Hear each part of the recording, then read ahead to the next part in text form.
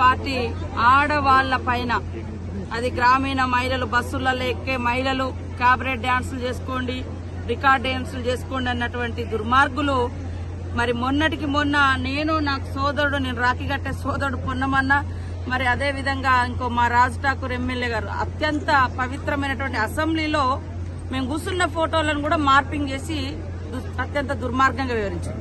నిన్న మా జిల్లా సోదరిమణి కొండా సురేఖ మంత్రి గారు అక్కడ ఒక ఎంపీ గారు మెడలో ఆమెకు దండేసిండు, కండువ చేనేత నూలు దండేసిండు.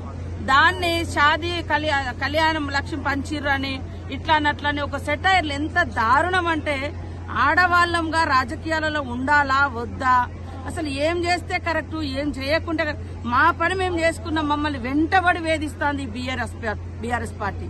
అరే మీ ఇళ్లలో ఆడకూతురు లేరా? ఇంత దుర్మార్గంగానా?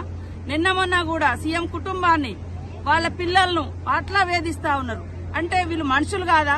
అసలు ఏం నేర్చుకున్నారు టీఆర్ఎస్ పార్టీ నాయకులు, బీఆర్ఎస్ పార్టీ బికారుల నాయకులారా?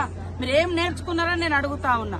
ప్రతి దాంట్లో మార్పింగ్ చేయడం లేదా సెటైర్లు చేయడం అత్యంత అవమానకరంగా ఆడవాళ్ల మీద. మీ ఇంట్లో ఏం చేసిరో దేశానికి అంతా తెలుసు, కానీ అయినా కూడా మేము ఆడకూతురుగా మేము మాట్లాడలే ఆ సబ్జెక్టులు.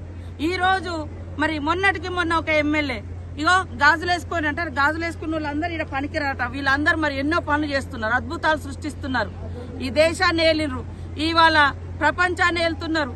కానీ ఆడవాళ్ళంటే ఇంత చులకన భావం, ఇంత దురహంకారం అటువంటి భావము, అదే విధంగా యాక్టివ్ గా పనిచేసేటువంటి మహిళా మంత్రుల మీద, మహిళల మీద, గ్రామీణ మహిళల మీద ఒకప్పుడు ఫ్యూడల్ వ్యవస్థ ఉండే. ఇట్లాంటి కరీంనగర్ జిల్లాలలో గాని మన జిల్లాలో గాని 30-40 ఏళ్ల కింద 50 ఏళ్ల హిట్ టీవీ యాప్ ని డౌన్లోడ్ చేసుకోండి. ఇందులో short news, live news, entertainment movies అన్ని అవైలబుల్ గా ఉన్నాయి. Please download hit TV app.